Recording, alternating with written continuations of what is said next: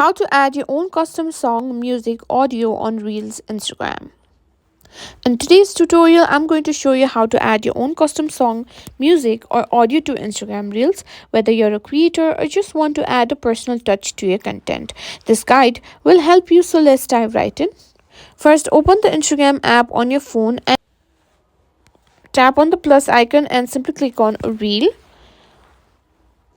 which will take you to the Reels section. Now you can record your video directly or upload a video from your gallery. Let's edit.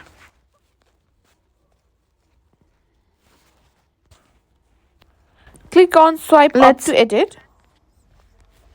Now here at the bottom you can see add audio. Simply tap on it. This is Instagram's music library.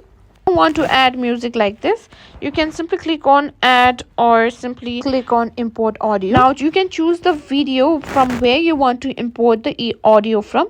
Simply choose that and click on done. And as you can see, the audio has been imported to your video. And that's it. That's how you can simply put your own audio music in your Instagram reel.